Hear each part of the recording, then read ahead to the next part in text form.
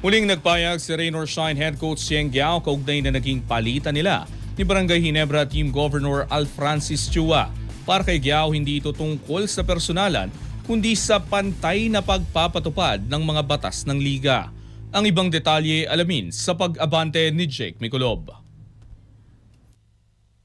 Tumindig si Rain or Shine head coach Cheng Giao sa kanyang naunang pahayag ukol sa naging alitan nila ni Al Francis Chua at sinabing ang issue ay nasa tamang pagpapatupad ng PBA rules sa loob ng laro. Ayon kay Giao, matagal lang nakasaad sa rulebook na tanging head coach at first assistant coach lang ang pinapayagang direktang makipag-usap sa mga referee habang may laro.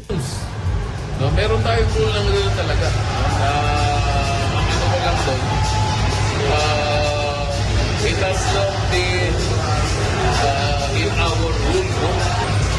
Napakaliwanag ng rule na yun. Only the coach and the first assistant coach can talk to the referee. Ayon pa sa batikang coach, iyon lang ang gusto niyang linawin dahil para sa kanya, dapat pantay-pantay ang pagpapatupad ng batas anuman ang posisyon sa liga.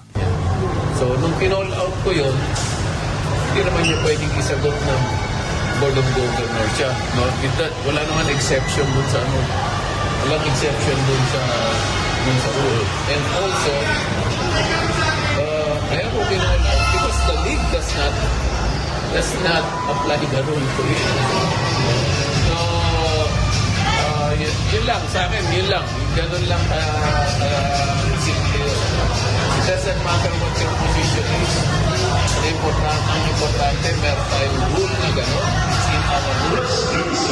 Only the head coach and the first assistant can talk to them. Tumugon din si Giao sa issue ng umano'y pananakot sa mga referee at sinabing bilang coach, alam niya ang hangganan at tinatanggap niya ang anumang parusa kapag nalalabanan ito. Part ko naman doon is,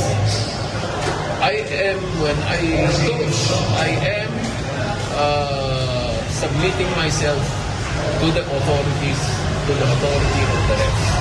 Pwede nila akong i-technical, pwede nila akong i-fine, pwede nila akong i-eject, pwede nila akong i-suspend, na natikman ko na lahat yun. Pero siya, kahit technical, lahat ko na natikman.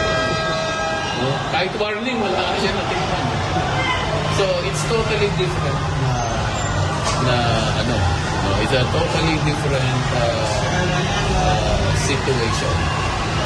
So, napakaliwanag, may rule tayo, sundin natin. Dinig Giao ang kanyang mga pahayag ay hindi para palakihin pa ang issue, kundi para magbigay linaw at maisara na ang usapin. Dumating ang kanyang komento matapos ang campaign ng Rain or Shine Elasto Painters sa semifinals, matapos ang 118-107 na pagkatalo sa Barangay Ginebra San Miguel sa Game 6 sa Inares Center. Sa kabila ng pagtatapos ng kanilang conference run, malinaw kay Giao ang mensahe. Ang batas dapat pare-pareho para sa lahat. Ako, si Jake Miculob, Abante. Manatiling nakatutok sa Abante, sundan kami sa aming mga social media accounts at huwag kalimutang mag-subscribe sa aming YouTube channel, DWAR Abante Radio, para sa mga eksklusibong balita.